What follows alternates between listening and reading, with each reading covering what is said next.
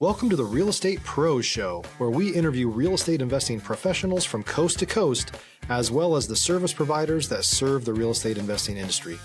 Our goal is simple: share what's working now to help you improve and scale your business to the next level and meet the pros that can help you get there. Real Estate Pros is powered by Investor Fuel, America's leader in helping real estate investors and professionals build the business you need to live the life you've always dreamed of. Let's start today's show.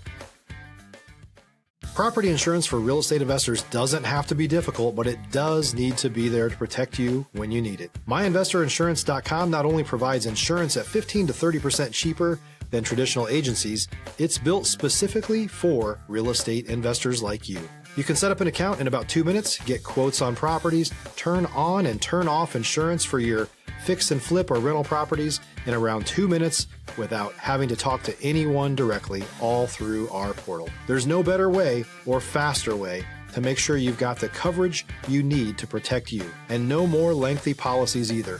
Once you're set up, you're billed monthly and prorated by the day for however long your policy is active. It's powered by MSI, the third largest independent MGA, with 1.5 million customers and more than $1 billion in cumulative premiums written. Get set up today in about 2 minutes at myinvestorinsurance.com/fuel. Hey folks, welcome back to another episode of the Real Estate Pros podcast by Investor Fuel, the nation's premier real estate mastermind. I'm your host, Dylan Silver, and today on the show we have Spencer Pascal. Spencer is the principal at Commerce Park Investors and the owner of Commerce Park Ventures. He is a New Jersey native with ties to Harlingen, Texas. Spencer, welcome to the show.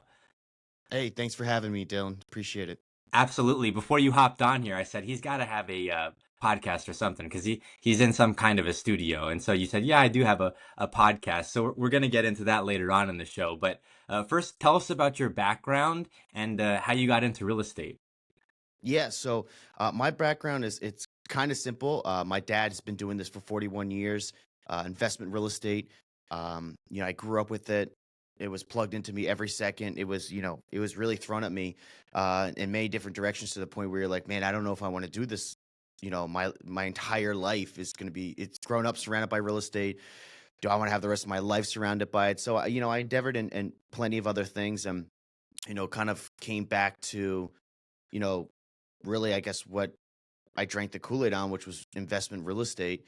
And at that time, I wasn't really sure what that was. I wasn't sure if it was, flipping, retail, industrial, whether it was the, residential side or the commercial side. So, I dappered with that a little bit and then, really sunk my teeth into the industrial side of real estate. And that's basically what I do every day now.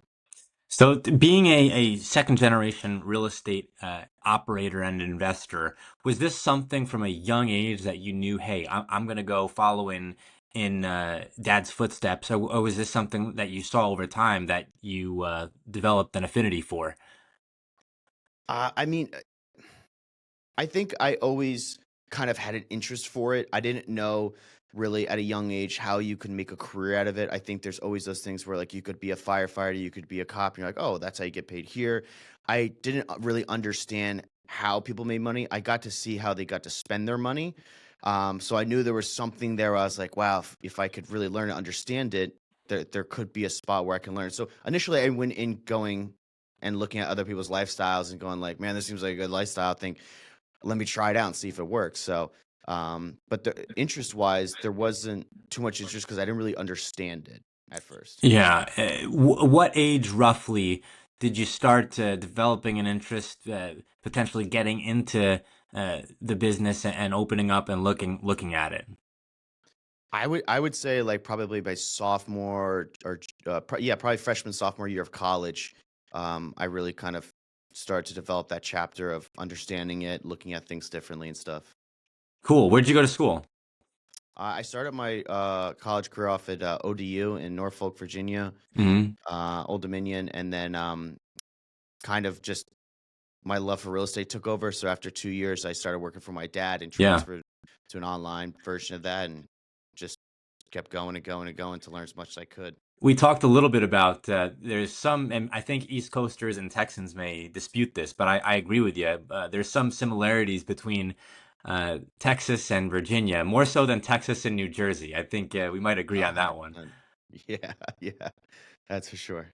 But after you and while you were in school, but then also transitioning out of school, were you working hand in hand with your dad, or was this more of a uh, watching from afar?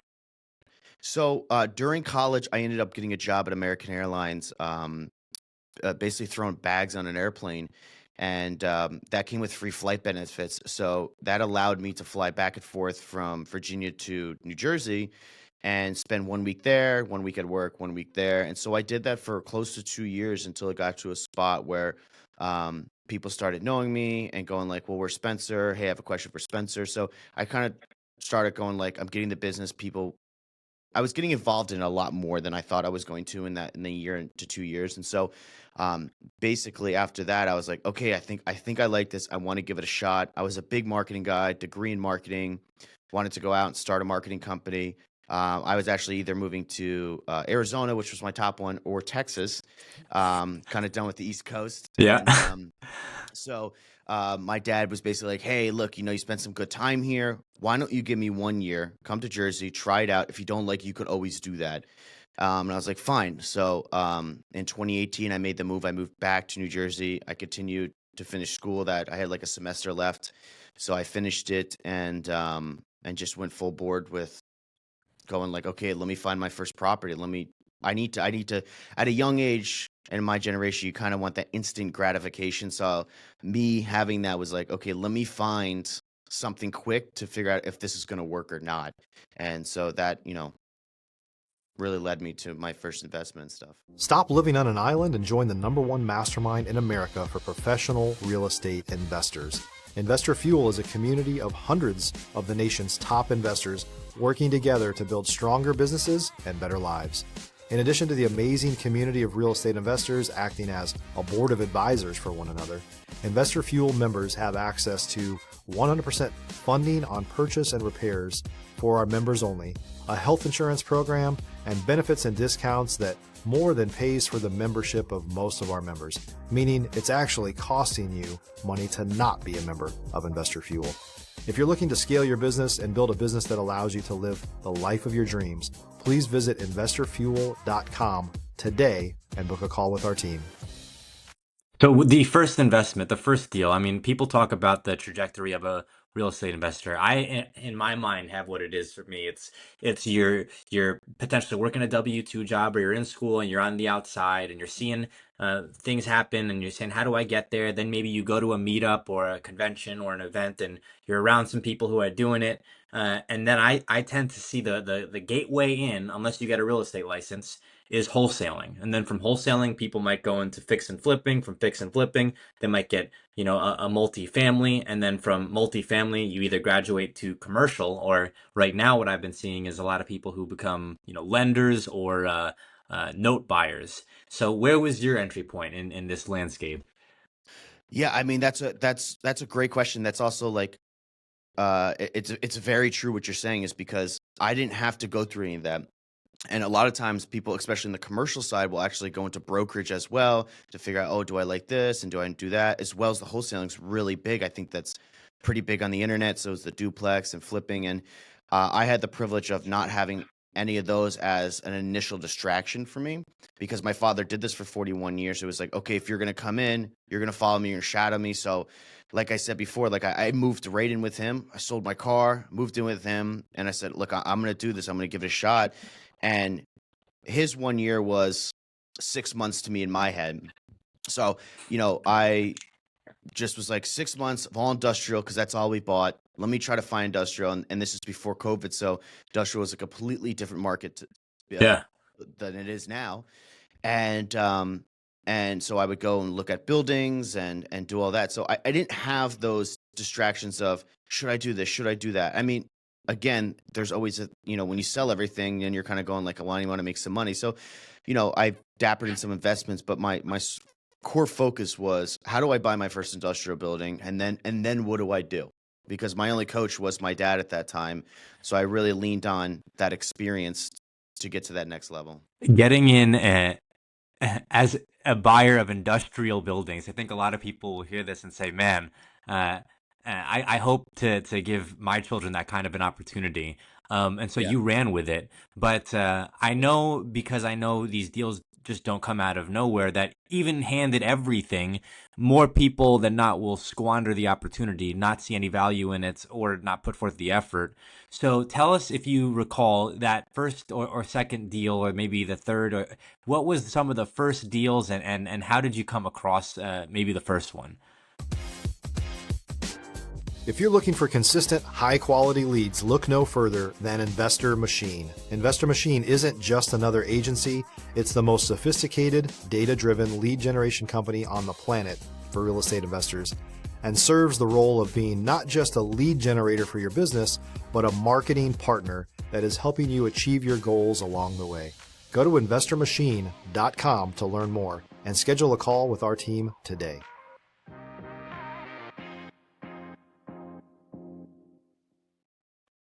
Yeah, so the first deal I did was in a town in North Jersey, right off a major interstate. And I was actually looking at an initial deal. I was reaching out to brokers, and kind of in this industry, you really rely on the brokers.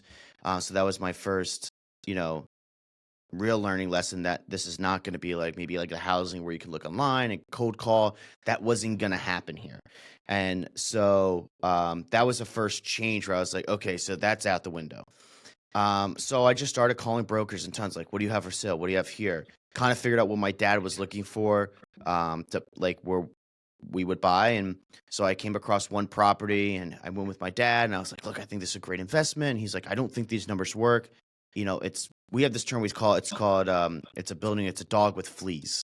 So it's just a rundown, dirty building. And, we kind of go after that sometimes, but sometimes it's just really dirty. You're like, this is going to be a lot of capital to fix. And so I always say, like, we're like the house flipper in industrial. We'll take an ugly building, we'll flip it up, make it beautiful, and then lease it, put a nice ticket on it, and that's what we do. And so I said to the broker, like, do you have anything else? He's like, well, I got this other building. I don't know if you want it. I said, take me there. Let me go see it. So my dad leaves out of town, and I go there. I'm like, oh, this is perfect. 2 separate buildings, same institutional company owned it, but they're selling both. And so I, basically went there and told my dad, like, hey, I think this is the building. I think I could do this. It was about 38,000 square feet between the 2 buildings.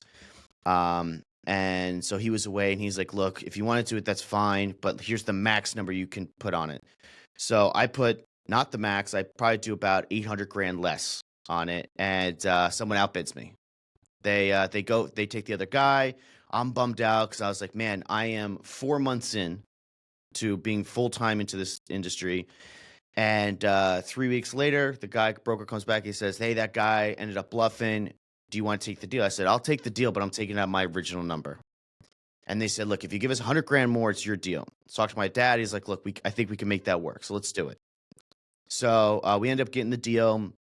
And as you know, being from Jersey, Jersey's very dirty. Environmentally, it's just like every property seems like there's some environmental thing. And of course, this property had major environmental.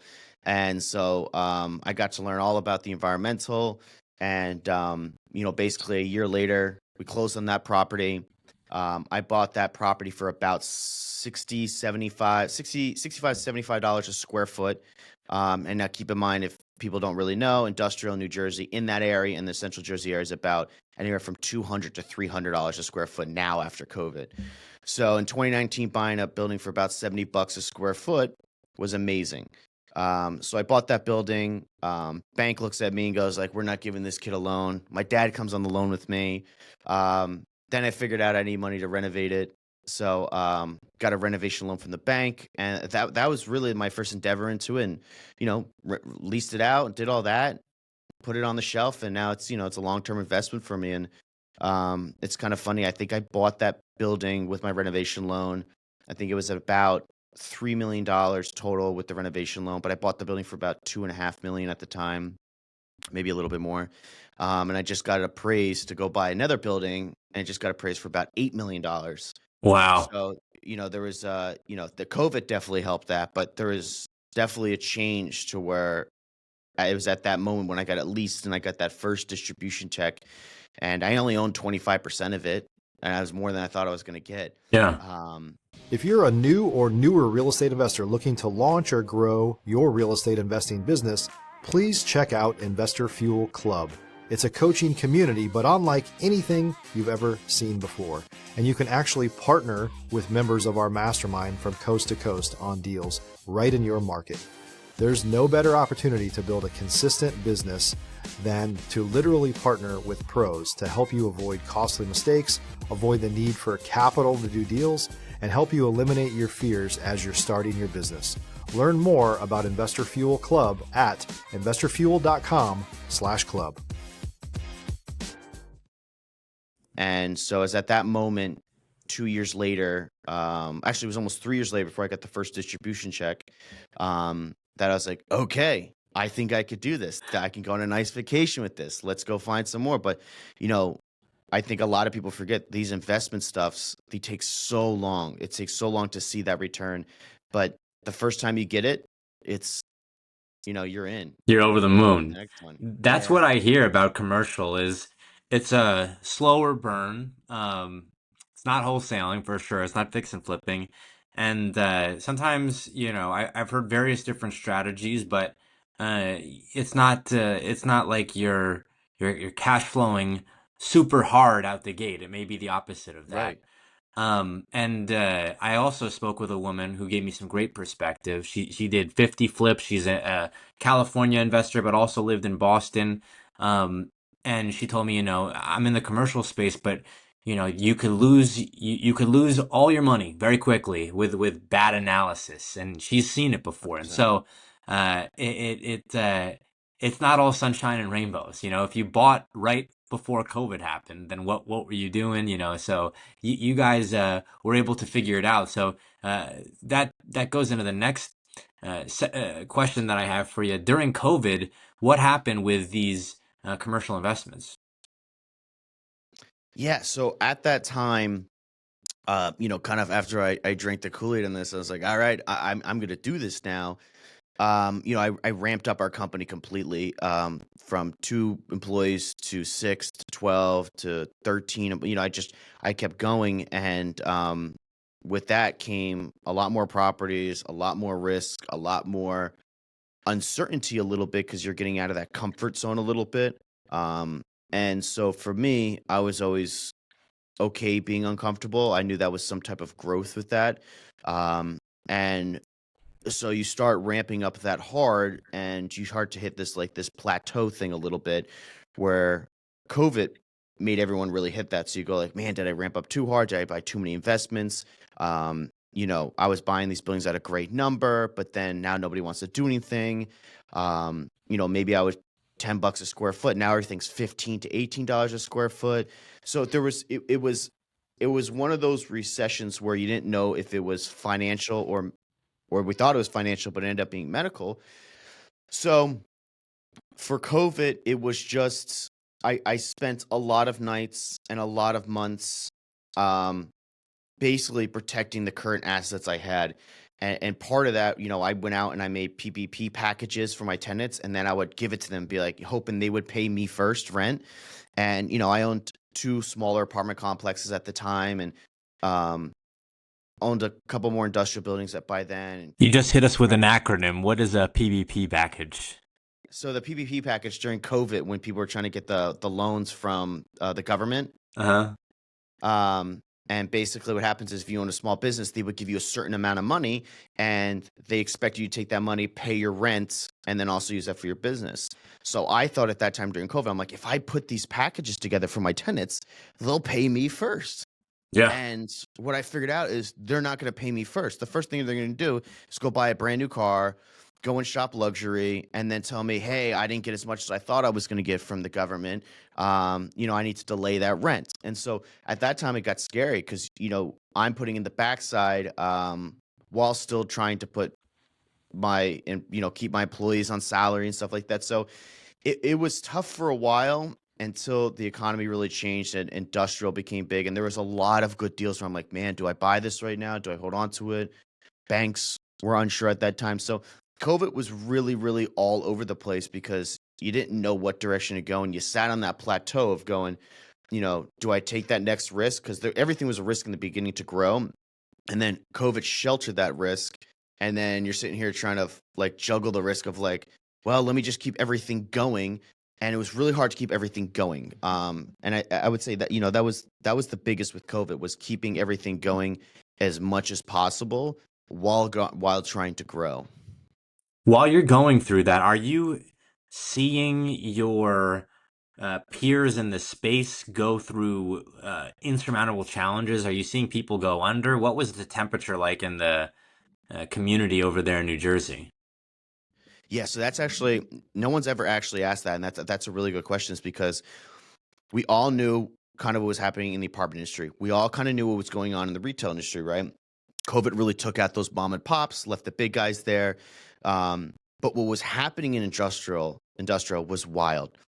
It was something that my father Roy has never seen, and it was something certainly I've never seen being new into it. But there was companies with that PPP and the PPE loans and all this the PP stuff going on of the loans the government was giving out, that people are going like, I got some money. And there are two major things happening. One, people were able to start fake LLCs and say, hey, my company's not working. I need 100 to 500 grand, even millions. Well, what these people were doing was starting new companies. And so we got so many tenants out of nowhere, either reselling gloves, protective gear from COVID, hand sanitizer. And we had people who were starting companies. We had electrical companies, HVAC companies that were starting these companies because they got all this money. They're like, now's my opportunity to start a company. Well, they're all renting warehouse out.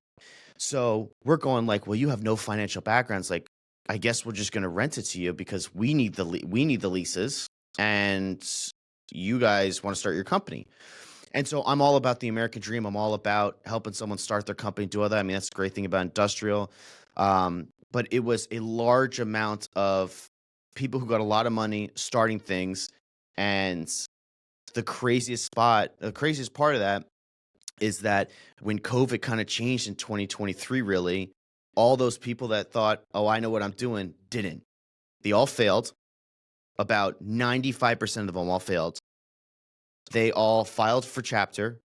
And I was stuck evicting all these tenants during COVID that thought, I got all this free money from the government. I'm going to rent warehouse from you.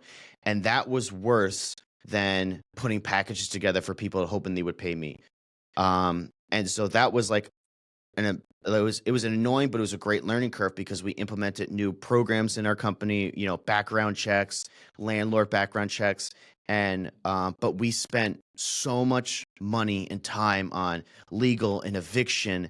And the great thing about the eviction back then is that since we were industrial, we were allowed to evict people still. If you were in apartments, you weren't allowed to protect them and all that stuff. And so that was a wild portion that I've never seen, and I think some of these people in this industry have never seen. It's just like start a So business. industrial was growing. It was growing, but the companies that were doing good before that ran through COVID, and we had plenty of tenants that made it through COVID, did great, paid their rent through, did better because they knew what they were doing. And were able to expand and take more space on. And then there were companies who leveraged COVID. And like I said, there was a small amount of companies that were able to start during COVID. And remember, during COVID, one of the most expensive things for people were home renovations because everybody was at home.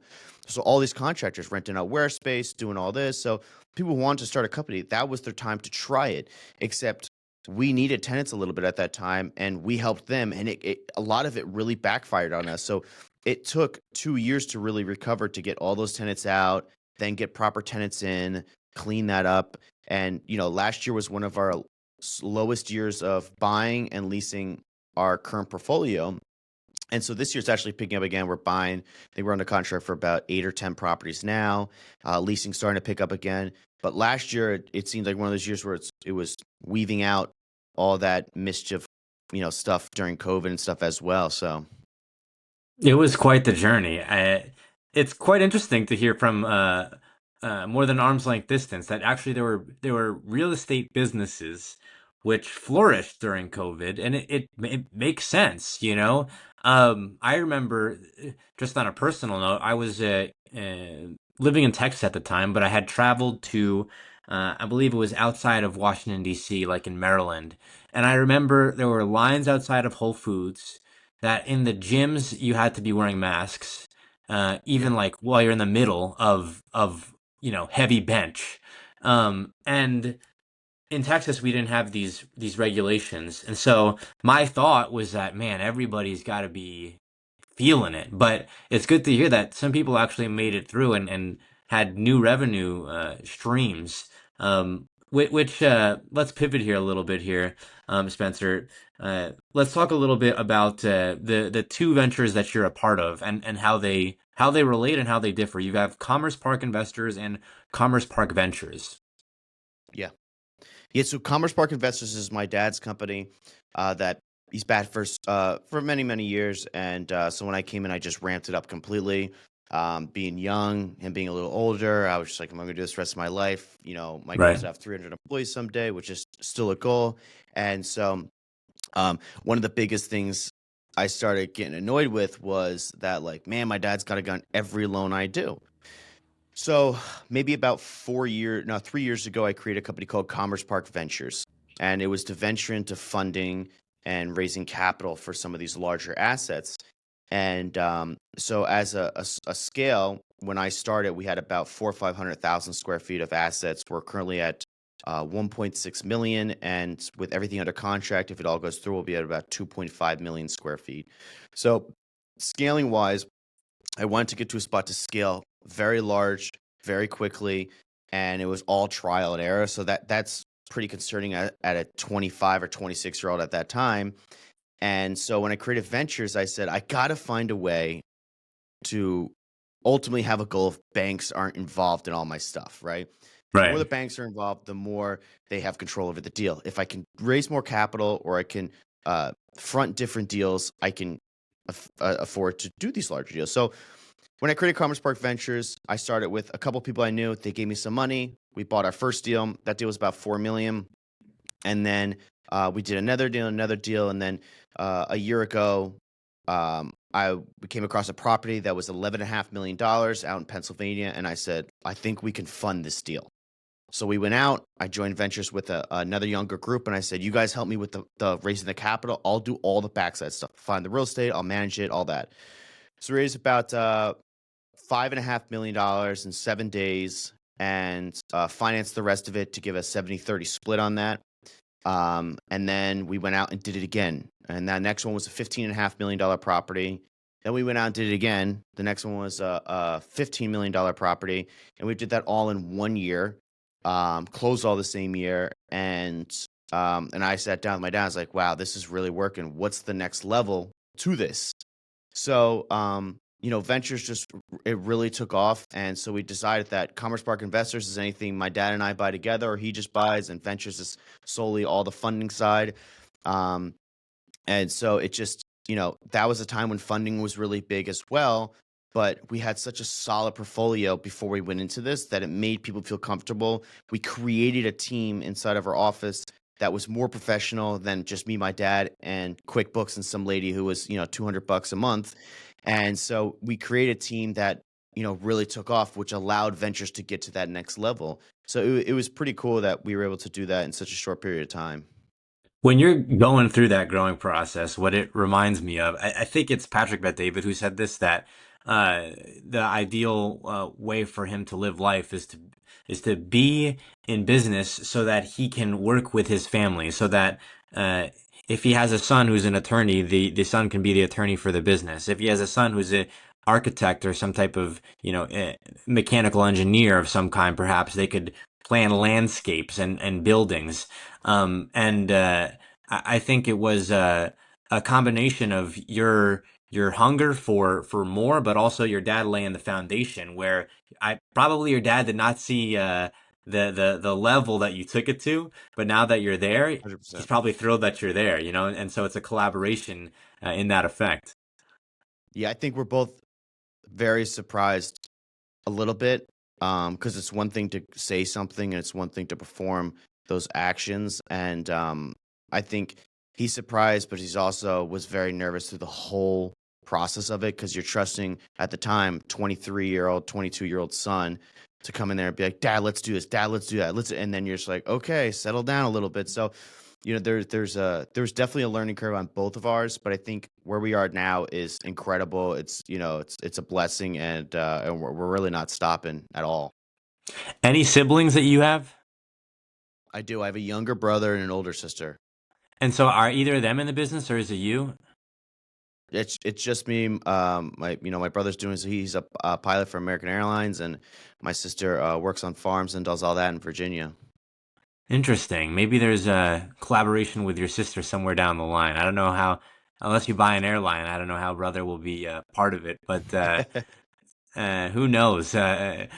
People, on a side note, selfishly, people talk a lot of trash about Spirit Airlines. I don't know how your brother feels about that, but I love Spirit Airlines. So whenever I hear pilots and people talking negatively about the airline, the planes that are going down all the time, I say, look, these things are happening, and I've flown Spirit Airlines a bunch of times. I'm not going to stop. So if you ever talk with your brother, just say, hey, I appreciate him, whichever airline he's a part of. Yeah, he's at American, but we always say, like, me and my brother are both pilots. Like, well, he's more of a pilot. I'm just a private pilot, and I don't fly that much anymore. But we always say, like, look, planes crash. Planes crash every day, just like cars crash every day. It's just that you see it more with media. More planes crashed last year than they did this year. It's just that you see it more, and probably not the best thing, but it is. It's just the power of social media, I guess, these days that changed perspective. But I will. Yeah, I'm not. I love all planes. I love all airlines. And I guess the goal one day is to own a nice big private jet, and then my brother will have a way to come into the company. So That's exactly right, man. That'd be that. It sounds like you're well on your way over there. For folks that might not have family in the business and might not have friends that are particularly supportive of them getting in, people can always be happy when you're on their level, but not necessarily when they see you rising above. What would be your broad strokes advice to folks who are truly newcomers and on the outside looking in, if they're trying to get into real estate? yeah, I would say real estate's really hard. It's not. It's the same reason I don't do stocks. I don't understand it. I can't touch it. I can't. I can't change anything about it, and that's just me. And a stock person will tell me otherwise. And real estate was one of those things I can. I don't like the word manipulate, but I can have more control over it. And I think the biggest thing with real estate, and I have plenty of people who've asked me this question before, and I have plenty of people who've tried to get into this industry, and I've tried to help them, is you need a mentor. I had a mentor, and I had a mentor with significant experience. People will get mentors that don't have experience and that will get on the internet and say, look at me, look what I've done, blah, blah, blah, blah. And that doesn't mean anything until they can actually guide you through it. Mentors will get you to that next level. The stuff I did was because I was in a spot where I needed to get through the next hurdle. And so I went out to seminars. I went out and learned. I learned how to do funding. I didn't create it. Funding was already available. I didn't create how to buy an asset. I learned from people who already knew how to do it and had significant proof of it. And that's what got me to the next level. And for really anyone who's learning, that's just all you need, right? And if your mentor is some guy on the internet who is showing you, hey, here's the steps to do, or the $2,000 or the $10,000 course, but they have significant proof and they're saying they're showing you, that is a mentor. And there's plenty of people I can name that are great mentors, but you have to find your own mentor and your own passion. It just ended up being my dad, which was a great mentor on that business side of the real estate. And so I took full advantage of that, and ate, breathe, sleep, did everything real estate wise. And it's gotten me to where I am. And I'm not even close to being done with that. And like we said before, with ventures, if you're on the funding side, all I did was learn about funding. I spent the money on courses. I went out and talked to people. I remember when I started ventures, I went out and met with 4 large companies that do hundreds of millions of dollars of funding. And I said, like, how do I do this? How do I get money for a down payment when I know I can go to my dad, but I didn't want to leverage off that? And they showed me these roadmaps. And I think being young is so important. This, like doing it when you're young, these larger investors love to be able to teach the younger generation. And so if Agreed. you're thinking about it, that's what you got to do. Go and find an older person who's in their 60s, 70s, or 80s who wants to sit down, especially in the 70s and 80s when they want to sit down and have a lunch with you or dinner and just sit there and brag about what they've done. Pick their head. Don't get mad about it. Pick their head and be like, well, why did you do that? And the last thing I'd say is challenge everything that person does. The only way I learned why the first building I bought was the right building to buy is because I challenged my dad. Why can't I buy this? What's wrong with this one? Okay, what was wrong with the first one? Okay, we're going to look at the second one. Why can we only offer this? Everything I challenged had an answer that was like, oh, okay, I didn't know what I was doing, but it was enough for me to go, okay, that's right, and it worked. So challenging everything and challenging your mentor and getting the right mentor got me to where I am and got my entire team to where they are because I constantly have them challenge me and everybody else here. So, Man, Spencer, I resonate significantly with everything you said there. For me, I've said this before on previous podcasts, being a networking junkie, a fanatical guerrilla networking, that's how I'm sitting in this chair. It was from a cold call that I had for an assignable contract in west of Dallas in a town called Azle. And the guy that I called wasn't interested in the deal, but we became friends, and I'm now sitting in his office. And he ended up referring me to the owner of this podcast, Mike Hambright. And so it's just crazy. He didn't buy the deal that I had. We didn't end up assigning that deal, but almost 2 years later, here we are. So that's truly, the power of knowledge seeking, putting yourself out there, and just continuous thirst for knowledge. But Spencer, we are coming up on time here. How can folks get a hold of you? So we have a couple ways. Obviously, Instagram is one of my most powerful things I have right now. It's Spencer Pascal. It's SPENCER. Pascal, PASCAL. I have everything on there from lifestyle to the real estate stuff I do. I have also kind of behind the scenes of how to get, $1 million renovation loans to buying multi-million-dollar properties. My Facebook is the same thing. But the last thing I'll say is that, if anyone's out there struggling and really trying to figure out what their next step is, we spent the last year and a half designing this course called the 90-Day Business Transformation Course. And we have our last one April 9th, and it's pascalzone.com, and you could sign up for it. And that allows you to basically take a hold of everything I learned throughout these 8 to 10 years of building this, multi-million-dollar company. I said Commerce Park Ventures is a $50 million plus company, with Commerce Park is about a $250 million company.